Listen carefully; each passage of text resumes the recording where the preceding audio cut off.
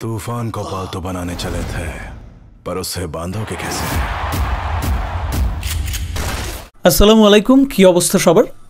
Recently হঠাৎ করেই আমার চোখের সামনে চলে আসলো শাকিব খানের তুফান সিনেমার একটা নতুন টিজার, যেটা কিন্তু আমাদের ভাষায় না, সেটা হচ্ছে হিন্দি ভাষায়। যদিও আমি হিন্দি সিনেমা বয়কট করেছি, বাট এটা শাকিব খানের সিনেমা, এটা বাংলাদেশের একটা সিনেমা যেটাকে আসলে ডাবিং করে হিন্দি ভার্সনে আসলে রিলিজ করা হচ্ছে বিহারের, প্রথমত বিহারের কিছু অঞ্চলে, তারপরে গিয়ে আবার ইন্ডিয়ার অন্যান্য প্রদেশে, ইন্ডিয়ার অন্যান্য জায়গায় আসলে এটা ছড়িয়ে যাবে। তো এটা নিয়ে কথা বলতেই হবে। আমি আগেও বলেছিলাম, যদিও হিন্দি সিনেমা বয়কট করলাম, কিন্তু যদি শাকিব খান কোনো সিনেমায় অভিনয় করে, সেটা যদি যৌথ প্রযোজনার সিনেমা হয়, সেক্ষেত্রে সেটা নিয়ে আমি আলোচনা করব। কেননা সে শাকিব খান এবং সে বাংলাদেশের একমাত্র হিরো। বাংলাদেশে তাকে ছাড়া এই মুহূর্তে দেখেন না দেশের কি একটা অবস্থা হয়েছে। এই অবস্থা থেকে যত ধরনের সেক্টর আছে তারা যত দ্রুত সম্ভব বেরিয়ে আসার চেষ্টা করছে, ঠিক সেরকমভাবে চলচ্চিত্রও করছে। কিন্তু শাকিব খানের হাত ধরে আসা ছাড়া আর কোনো উপায় বাংলা চলচ্চিত্রের নাই।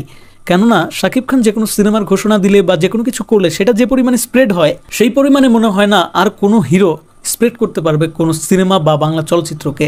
আর বাংলা চলচ্চিত্র নিয়ে আমার মনে হয় না অন্য কোনো হিরো এভাবে বিশ্ব দরবারে রিপ্রেজেন্ট করার মতো সক্ষমতা এই সময় এসে রাখে। সেই ক্ষেত্রে আমার বাংলা চলচ্চিত্রের স্বার্থে, ওই যে ইন্ডিয়ানরা যেরকম করে আর কি, ওদের চলচ্চিত্রের স্বার্থে বা ওদের ক্রিকেটের স্বার্থে বিভিন্ন সময় ওরা কিন্তু ওদেরগুলো ঠিকই সুন্দরভাবে প্রেজেন্ট করে, কিন্তু বাংলা চলচ্চিত্র যখনই ওদের দোরগোড়ায় এসে দাঁড়ায় বা ওদের ওখানে গিয়ে রিলিজ হয়, তখন অধিকাংশ, সবার কথা বলতেছি না, কিছু তো আছেই ভালো মানুষ, তারা তো প্রশংসা করে, কিন্তু বেশিরভাগ ক্রিয়েটররাই দেখা গেছে যে বাংলাকে একদম বিভিন্নভাবে কিন্তু অবজ্ঞা করে। ওরা ওদের নিজের ভাষার রিলিজ করা সিনেমাই দেখে না, নিজের বাংলা ভাষার সিনেমাগুলোই দেখে না, আর তো আমাদের বাংলা সিনেমা তারা দেখবে।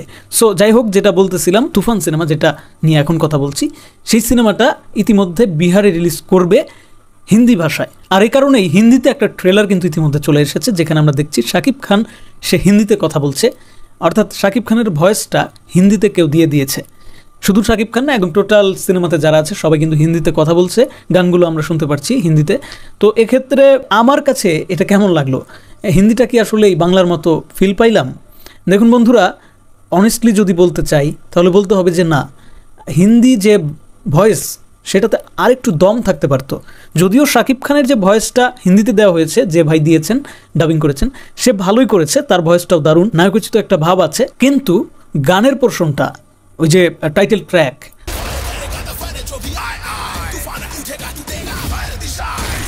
তারপর দুষ্টু কোকিল গান,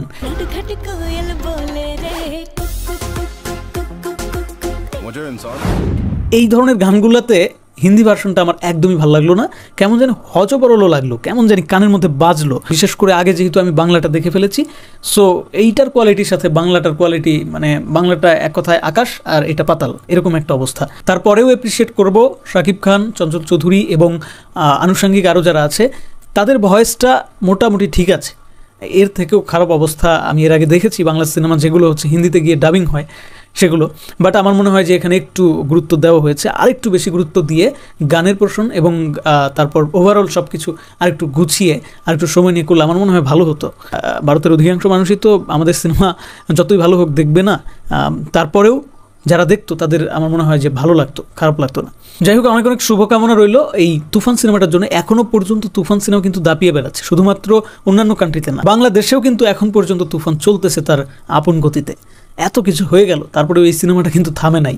আসলেই ভাই, সিনেমার কোয়ালিটি ঠিক থাকলে বাঙালি দেখিয়ে দিতে পারে যে আসলে তারা সিনেমাকে কতটা ভালোবাসে।